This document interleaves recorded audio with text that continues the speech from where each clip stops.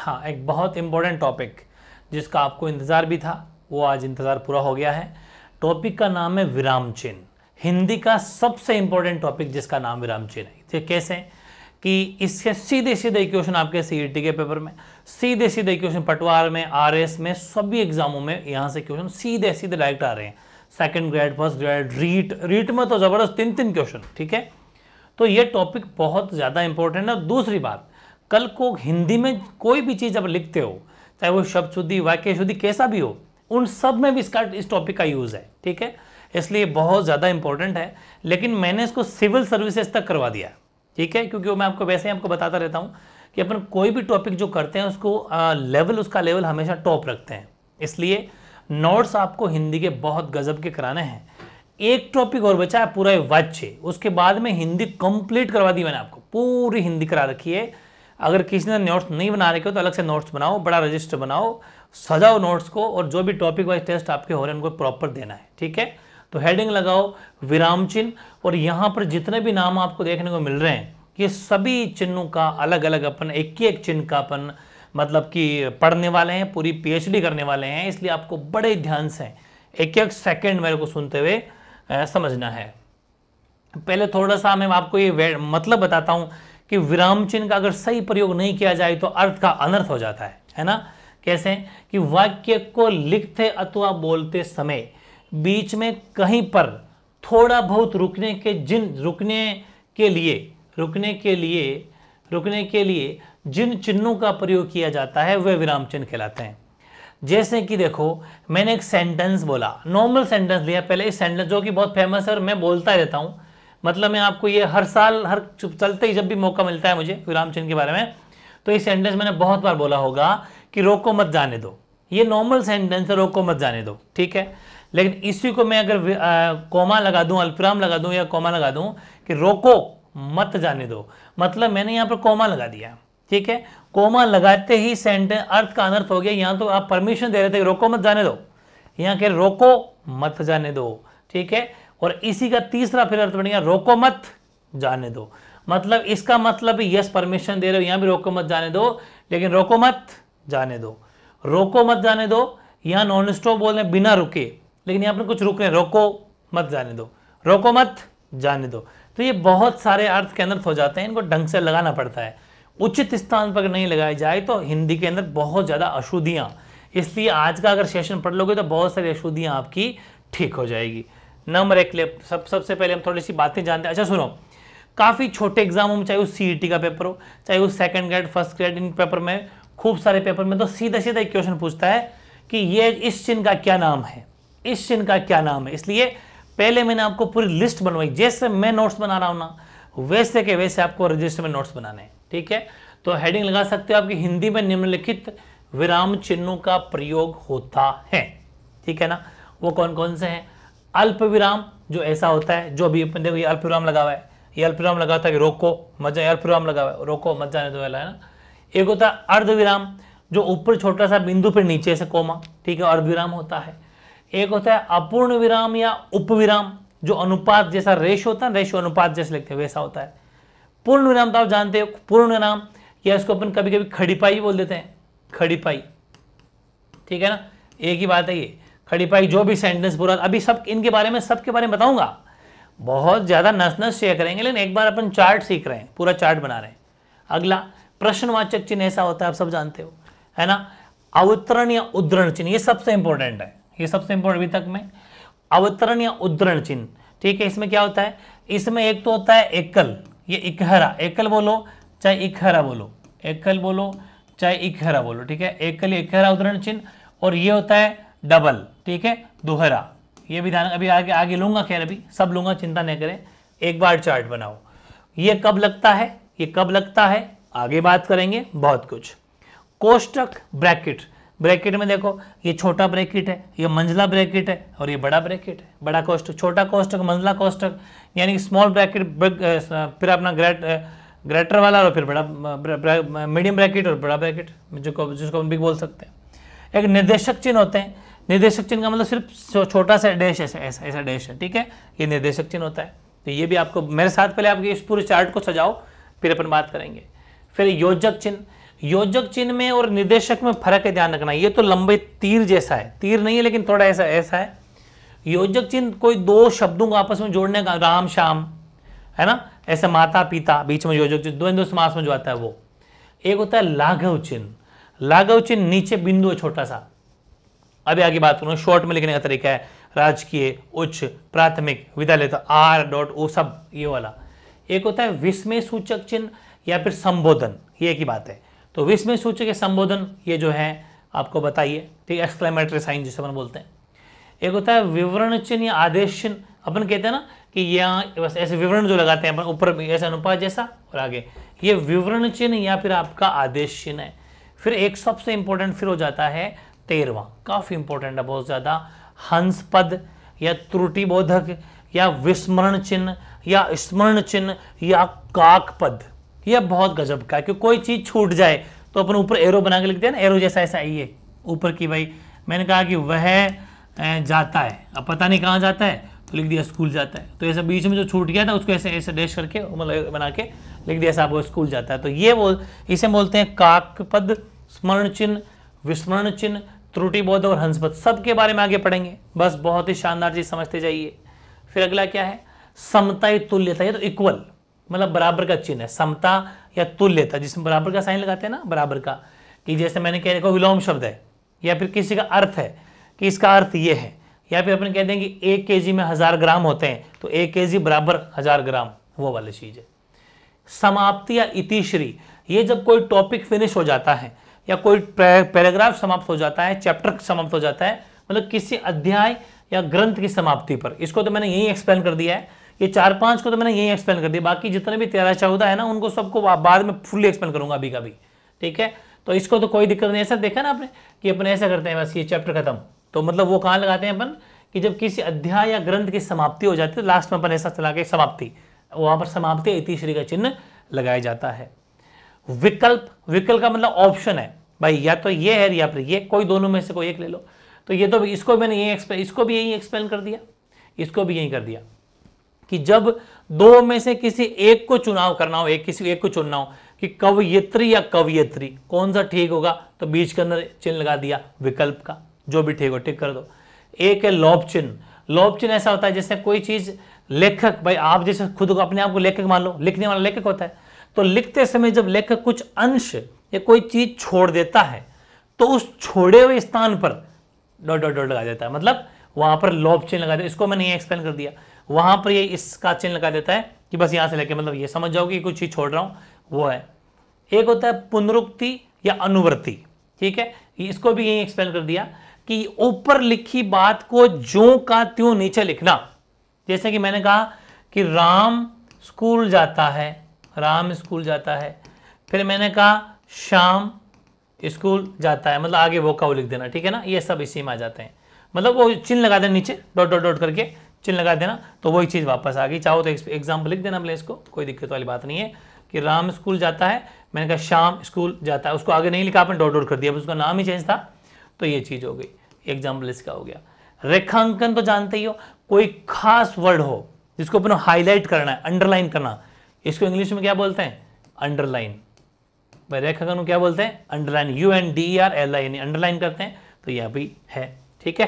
तो ये तो कुछ 19 थे जिनमें इन 4-5 को खैर अपन यही समझ लिया, बाकी मैं एक की PhD कराऊंगा, क्योंकि यहां से वैसे तो छोटे एग्जामों में सीधे सीधे क्वेश्चन नहीं आ जाता है कि ये वाला चिन्ह कौन सा है, लेकिन सब इंस्पेक्टर के एग्जाम में, थानेदार के पेपर में 2-2 क्वेश्चन आता है यहाँ से, और वो पूछ लेता है कि कहाँ पर अल्प विराम का प्रयोग गलत प्रयोग हो रखा है, कहाँ पर किस चिन्ह का गलत प्रयोग हो रखा है, RS के पेपर में पूछा जाता है। इसलिए ध्यान रखना कि अल्प विराम जो कि ऐसा होता है वो कहां कहां पर लगता है। तो ध्यान रखो, वाक्य में जहां थोड़ा रुकना होता है, वहां पर अल्प विराम लगाते हैं। जैसे कि ये तो खैर मैंने ऐसी परिभाषा लिखी है, बाकी मेन बातें ये है 4-5, समान महत्व के शब्दों एवं वाक्यों को अलग करने के लिए, जैसे कि इस युग में साहित्य कोमा, मूर्तिकला कोमा, कोमा का मतलब अल्प विराम, वास्तुकला तथा चित्रकला के क्षेत्र में प्रोग्रेस उन्नति हुई है, तो मेरे को साहित्य ने मैंने अलग किया, मूर्तिकला को अलग किया, तो अलग करने के लिए बीच में देखो ये लगाया अल्प विराम, ठीक है ना, बिल्कुल। पत्र लिखते समय भी अल्प विराम का प्रयोग होता है, सेवा में लगाते हैं ना, प्रधानाचार्य महोदय लगाते हैं अल्पविराम, पूज्य माताजी, पूज्य पिताजी, भवदीय, इन सब के आगे अपन अल्पविराम का प्रयोग करते हैं। हाँ या नहीं के प्रयोग में, कि हाँ तुमने ऐसा नहीं कहा, नहीं तुमने ऐसा ही कहा है, मतलब हाँ फिर हाय बीच में अल्पविराम, ठीक है। हाँ तो हाँ नहीं के हाँ ना के आंसर में भी हाँ ऐसा ही करो, हाँ बिल्कुल मैं भी आऊँगा, मतलब हाँ तुमने ऐसा नहीं कहा, तो ऐसे कुछ जो भी हाँ या नहीं के प्रयोग में भी अपन अल्पविराम का प्रयोग करते हैं। जब रिपीटेशन हो शब्दों की, भागो भागो देखो वह इधर ही आ रहा है, भागो भागो देखो देखो, मतलब ये बार बार जो रिपीटेशन वर्ड है वहां पर भी अल्पविराम का प्रयोग कर सकते हैं, ठीक है। ये ऐसे वर्ड्स हैं जिनको तुरंत आप पहचान लोगे सीधा सीधा, ठीक है। ऐसे और देखो कि शब्द युग्मों को एक दूसरे से अलग करने में, जैसे कि सुख दुख, कोमा, पाप पुण्य, कोमा, कोमा का मतलब अल्पविराम बोल रहा हूं मैं, कोमा इंग्लिश वर्ड है वैसे, सुख दुख अल्पविराम, पाप पुण्य अल्पविराम, और बीच में योजक चिन्ह, बीच में योजक चिन्ह भी है, तो यहां पर दो चिन्ह है, सुख दुख अल्पविराम, पाप पुण्य अल्पविराम, रात दिन, समझ में आ गई, ऐसा है। फिर किसी की उपाधि, ये सबसे इंपॉर्टेंट है, ये बहुत बार पूछा जाता है, टाइटल्स, ठीक है। उपाधि को इंग्लिश में क्या बोलते हैं, टाइटल। तो ध्यान रखें कि किसी की भी अगर उपाधियां हो, विभिन्न उपाधियों को दिखाने के लिए, जैसे कि उसने बीए कर रखी है, ठीक है, B.A बैचलर ऑफ आर्ट्स, उसने एमए कर रखी है, उसने LLB कर रखी है, तो ये जितने भी LLB या फिर MLA, इंग्लिश में बोलते हैं ना अपन MLA, तो वो इंग्लिश वर्ड है, तो ये सब वर्ड हैं। तो यहाँ पर क्या होगा कि ये जितने भी वर्ड अपन यूज किए कि BA, MA, LLB, कोमा का मतलब अल्पविराम, तो किसी विभिन्न उपाधियों दिखाने के लिए भी अपन जो है ध्यान रखना, इनका कोमा का प्रयोग किया जाता है, ठीक है।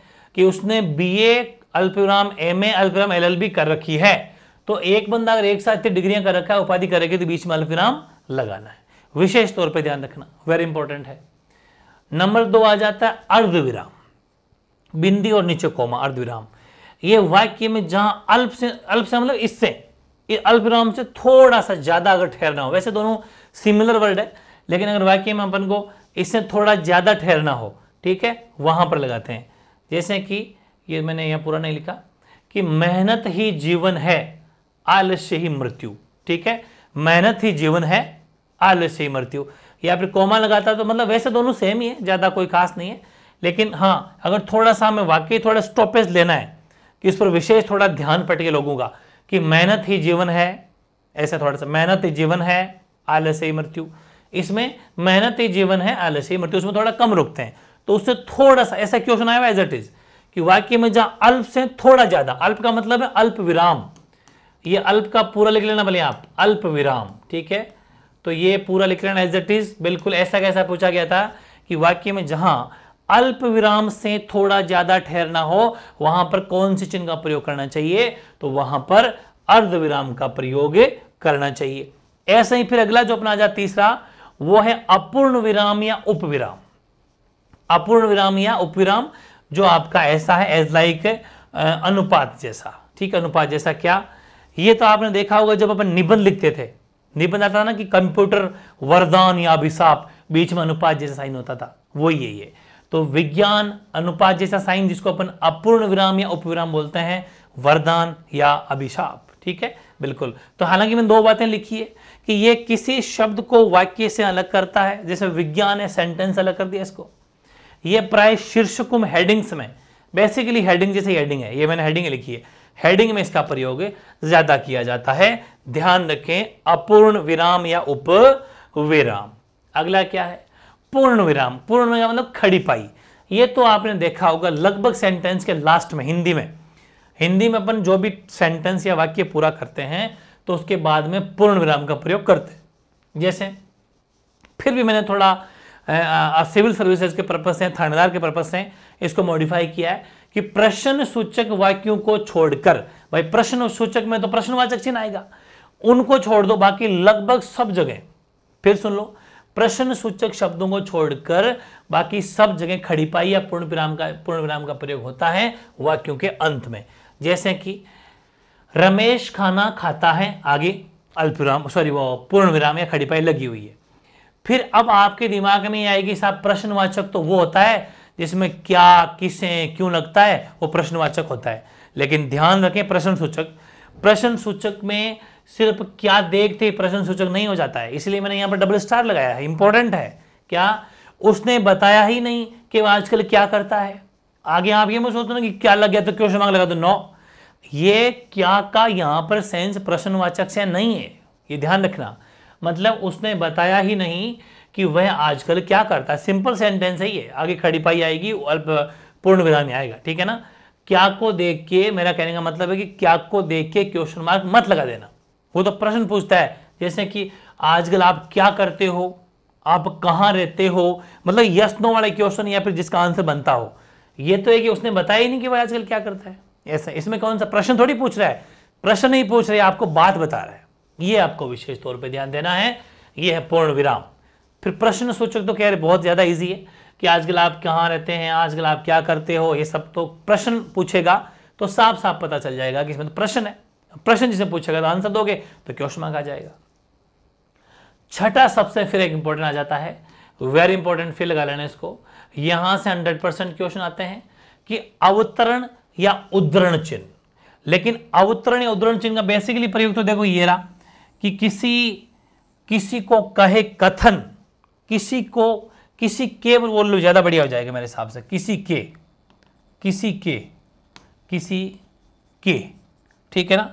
किसी के कहे कथन या वाक्य को या रचना के अंश को ज्यों का त्यों प्रस्तुत करने हेतु।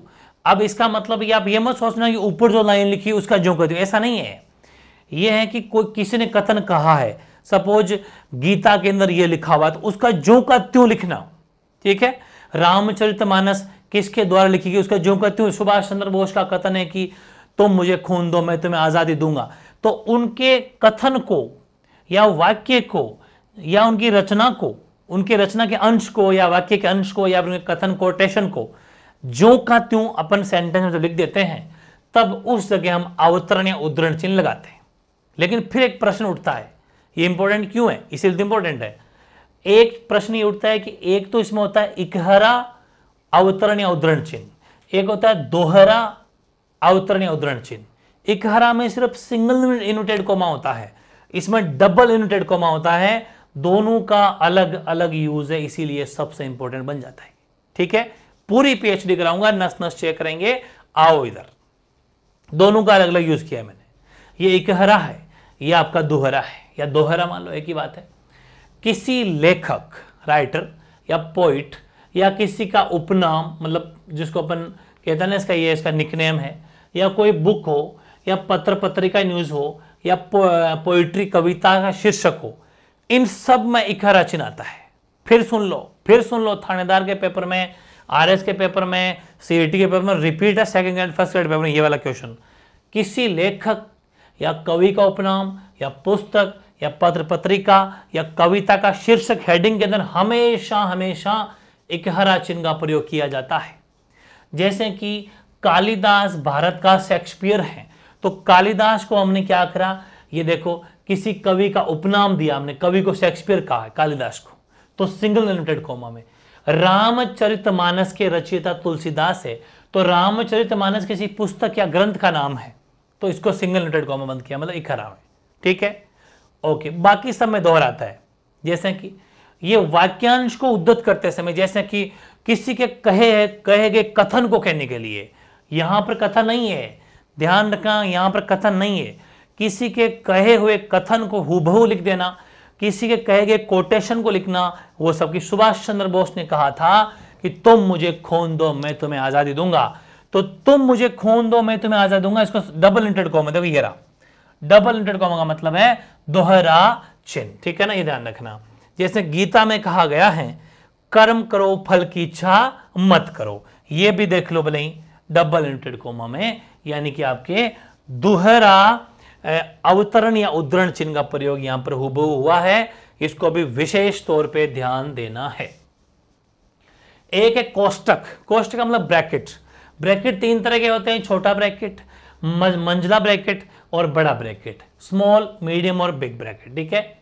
किसी कठिन शब्द को स्पष्ट करने के लिए हमेशा कोष्टक का प्रयोग करते हैं। किसी भी कठिन शब्द है कोई, जैसे मैंने कहा मितभाषी, अब जिसको पढ़ रखा है उसके लिए मितभाषी इजी है, वरना मितभाषी का मतलब होता है कम बोलने वाला। या मैं कहूँ कि मितव्ययी, मितव्ययी का मतलब कम खर्च करने वाला, कंजूस। तो जिस मतलब किसी कठिन शब्द को अगर स्पष्ट करना है तो उसको ब्रैकेट के अंदर उसका अर्थ लिख देते हैं, वहां पर कोष्ठक का यूज किया जाता है। ठीक है, जैसे कि वह मितभाषी, मतलब कम बोलने वाला, तो मितभाषी इसको अर्थ नहीं आता, ब्रैकेट में लिख दिया, कठिन शब्द का अर्थ लिख दिया कम बोलने वाला, वह मितभाषी है, ब्रैकेट में कम बोलने वाला। वैसे ही सुनामी मतलब समुद्री लहरें, सुनामी बहुत खतरनाक होती है, वेरी इजी। तो इस तरीके से कोई दिक्कत वाली बात नहीं है। फिर नंबर 8 आता है निर्देशक चिन्ह। निर्देशक का मतलब ये ऐसा है लाइक हाइपन जैसा तीर का निशान होता है ना, वैसा ही है। इसका बेसिकली 3-4 जगह प्रयोग किया जाता है, पूरी पीएचडी करा दी मैंने, बहुत गजब का है।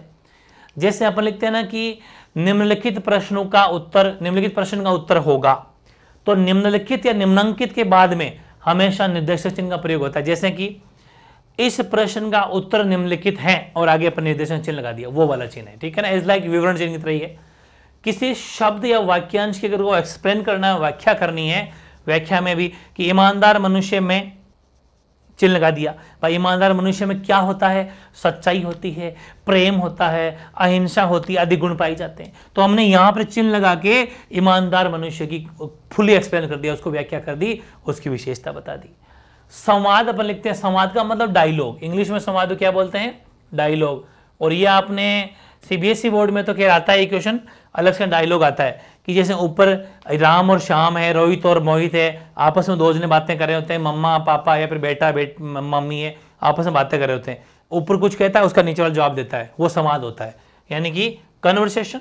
जैसे रोहित कह रहा है कि मैं आज नहीं आऊंगा, वापस मोहित कहता है, मोहित सपोज मोहित ने पूछा होगा कि रोहित कल तू आएगा, तो वापस वो आंसर दे रहा है रोहित क्या कह रहा है कि आज मैं नहीं आऊंगा। तो मतलब ये जो डायलॉग है, संवाद है, रोहित और आगे डैश लगा देते हैं अपन कि मैं आज नहीं आऊंगा, रोहित ये कह रहा है मैं आज नहीं आऊंगा। तो ये यहाँ पर भी जो है निर्देशक चिन्ह का प्रयोग किया जाता है। बहुत गजब की बात है, नहीं मिलेंगे इतना कंटेंट, कहाँ मिलेगा, सिविल सर्विसेज तक की तैयारी हो जाएगी, मजे आ जाएंगे, बस ढंग से पढ़ लेना, किसी भी टॉपिक को हल्के में नहीं लेना है। फिर है योजक चिन्ह। योजक चिन्ह तो जानते ही आप कि 2 शब्दों को जोड़ने के लिए, और द्वंद्व समास में बेसिकली 2 योजक चिन्ह का प्रयोग होता ही है। जैसे 2 शब्द, ये तो खैर आपका बहुत पहले से सुन रखा होगा, रात दिन, अच्छा बुरा, अभी अभी, 1/4, 3/4, आज मतलब आधा तो नहीं 3/4, ये सब आ जाएंगे, इसमें योजक चिन्ह का प्रयोग होगा। मतलब दो शब्दों को आपस में जोड़ने के लिए बीच में जो चिन्ह लगाया जाता है वो योजक चिन्ह होता है, कोई दिक्कत वाली बात है नहीं है। फिर एक इंपॉर्टेंट आ जाता है लाघव। लाघव चिन्ह या संक्षेपण, संक्षेपण छोटे में लिखना, शब्द को संक्षिप्त रूप में लिखने के लिए लाघव चिन्ह या संक्षेपण का प्रयोग किया जाता है। जैसे कि प्रोफेसर शर्मा, एक तो लिखते प्रोफेसर पूरा लिखते, ऐसे प्रो के डॉट लगा दिया, मतलब वो योजक चिन्ह है, तो ये सॉरी वो लाघव चिन्ह, सॉरी। राजकीय उच्च, रा डॉट उ डॉट मा डॉट वी, राजकीय उच्च माध्यमिक विद्यालय, तो इन सब में अपने क्या लगा दिया, लाघव या संक्षेपण लगा दिया। संयुक्त राज्य अमेरिका, मतलब ये सब बातें हमने लगा दी, ये योजक चिन्ह है।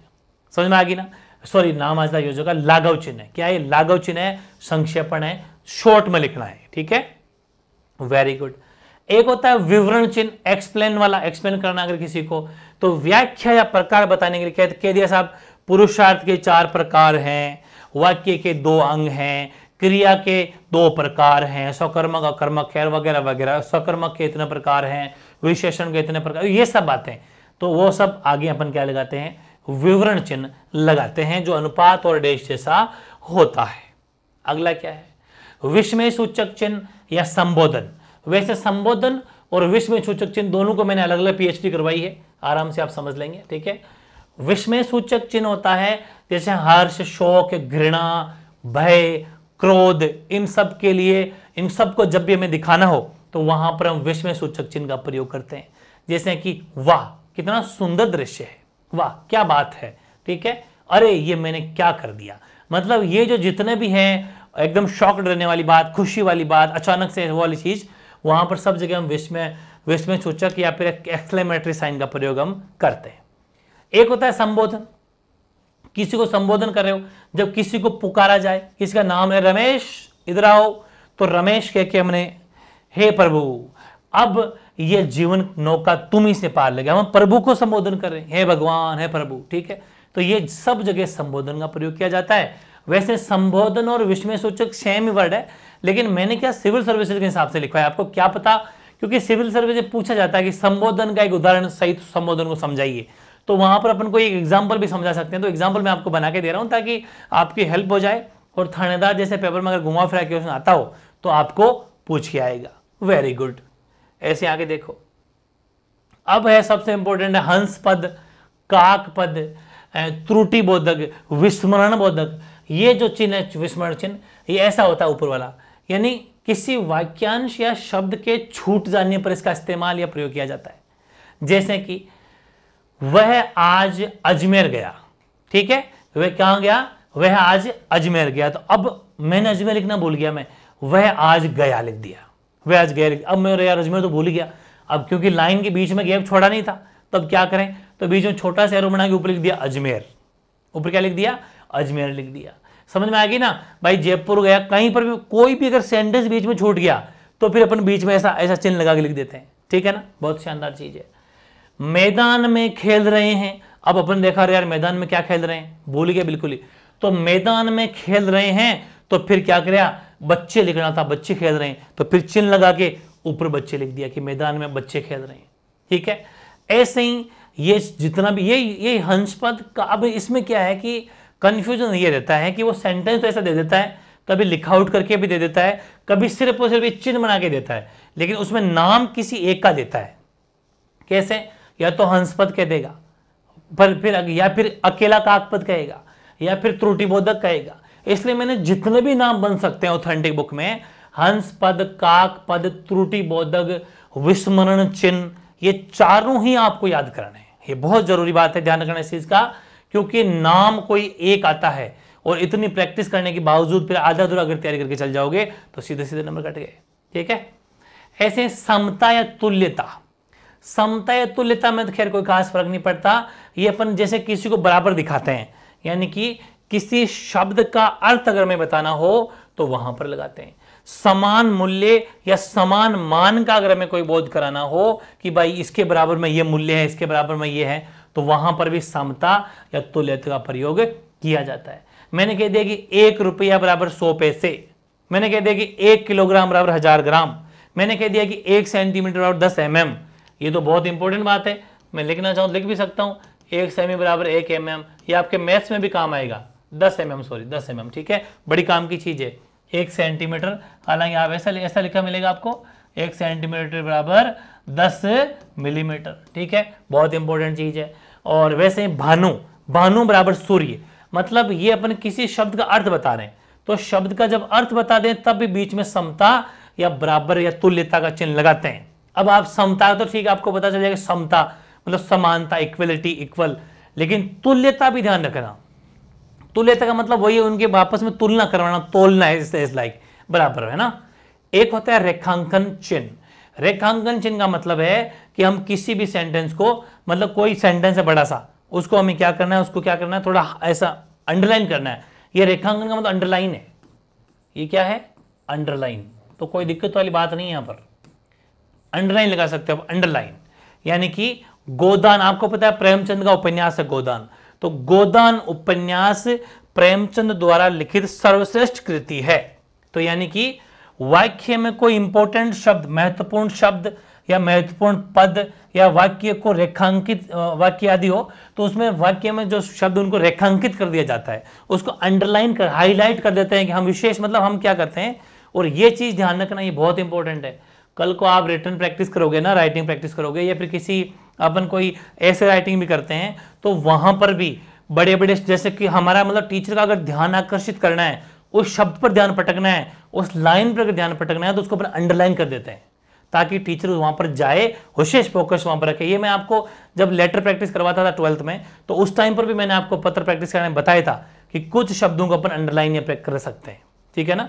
तो यानी कि वाक्य में महत्वपूर्ण शब्द, पद या वाक्य खुद को अगर रेखांकित कर दिया जाता है, तो वो उसको अपन वहां पर रेखांकन चिन्ह का प्रयोग करते हैं। जैसे गोदान है, तो गोदान मंडन कर दिया अपन ने, ठीक है ना। ये सब जरूरी बहुत ज्यादा बातें थी। तो अपन को खास तौर से ध्यान कहां देना है, मैं आपको फिर से एक बार रिकॉल करवा दूं कि किसी भी टॉपिक को इतना हल्के मत ले लेना। ये आपको ऐसा लग रहा होगा कि क्योंकि आपने आधा अधूरा पढ़ रखा है, लेकिन थानेदार के पेपर में 3 क्वेश्चन, सीईटी के पेपर में 2-2 क्वेश्चन, बाकी सिविल सर्विसेज में खैर है ही है, सभी सेकंड ग्रेड के एग्जाम में, रीट के एग्जाम में बहुत ज्यादा, लेवल 1, 2 सब में, और दूसरी बात, कंप्लीट हिंदी अगर आपको पढ़नी है तो हिंदी के अंदर भी सबसे ज्यादा ऐसे पूछा जा रहा है। ठीक है, बहुत ज्यादा मेहनत आपको करनी है। और सबसे पहला काम, इस टॉपिक को अगर पढ़ना है आपको ढंग से, तो सबसे पहला काम करना है, इनको याद करना है। ये लिस्ट आपको अभी के अभी बना के एक कागज बना के, मतलब एक कागज में लिख के अपने स्टडी टेबल के सामने चिपकाना है। किसको चिपकाना है? अल्प विराम, अर्ध विराम, अपूर्ण विराम या उपविराम, पूर्ण विराम या खड़ी पाई, प्रश्नवाचक चिन्ह, अवतरण में 2 एरो बना लेना, इकहरा या एकल अवतरण, दुहरा या दोहरा अवतरण या उद्धरण चिन्ह, कोष्टक, निर्देशक चिन्ह, योजक चिन्ह, लाघव चिन्ह, विस्मय सूचक चिन्ह या संबोधन, विवरण चिन्ह या आदेश चिन्ह, हंस पद, त्रुटि बोधक, विस्मरण चिन्ह, स्मरण चिन्ह, काक पद। ठीक है, इसके बाद में समता या तुल्यता, समाप्ति या इतिश्री, विकल्प, लोप चिन्ह, पुनरुक्ति या अनुवृत्ति, लेखांकन। इन 19 की सिर्फ नाम और प्लस ब्रैकेट की इसको किससे इंडिकेट करते हैं वो आपको जरूर दिखाना है। बाकी भले थ्योरी तो आप नोट्स में लिख सकते हो, इसको तो जब भी मौका पड़े आपको रिवाइज करना है, लेकिन वो लिस्ट आपको जरूर बनानी है। और अब अपना सिर्फ एक वाच्य टॉपिक बचा है, वाच्य करा दूंगा, और एक करा दूंगा आपको पत्र। ठीक है, पत्र का मतलब जो थानेदार के पेपर में आता है, ठीक है, जो आपके सीईटी के एग्जाम में आता है, जो आपके आरएएस के एग्जाम में आता है, और भी आपके ये एलडीसी के पेपर में आता है। ठीक है, आपके वीडियो पटवार सभी पेपर में यहाँ से क्वेश्चन आते ही आते हैं। ठीक है, हर एग्जामों में यहाँ से क्वेश्चन आता है कि पत्र कैसे लिखते हैं वगैरह, इसके बारे में जितने क्वेश्चन बन सकते हैं। पत्र नहीं लिख के आना आपको, पत्र लेटर की प्रैक्टिस कैसे करनी है, कौन सा वर्ड कहाँ था, वो सब ये करवा दूंगा और वाच्य करवा दूंगा। ठीक है, प्लस अभी एक बहुत गजब का प्लान आ रहा है आपके, ठीक है, जो अपना नवंबर का प्लान होगा। ठीक है, नवंबर 2023 का अपन एक time table type plan type की कैसे आपको स्टडी करनी है फुल डे में, वो लेट नाइट मिलेगा लेकिन मिल जाएगा, उसको आपको फॉलो करना है कल से। इसका विशेष तौर पे आपको ध्यान देना, कल उठते ही उसको फॉलो करना है। बाकी टॉपिक कैसा लगा ज़रूर कमेंट करना। आई थिंक पढ़ के मज़ा आ गया होगा, लेकिन हाँ नोट्स आपको प्रॉपर बनाने हैं और ढंग से इसकी मेहनत आपको करनी है। कोई भी डाउट अगर रह गया हो तो कमेंट कर देना, मैं कमेंट आपके सारे देखता हूँ, भले किसी की रिप्लाई नहीं देता, किसी का दे देता हूँ, लेकिन देखता आपकी ज़रूर हूँ। ठीक है, इसके साथ ही जो ये अपना टॉपिक था हो जाता है कंप्लीट। ठीक है, ओके।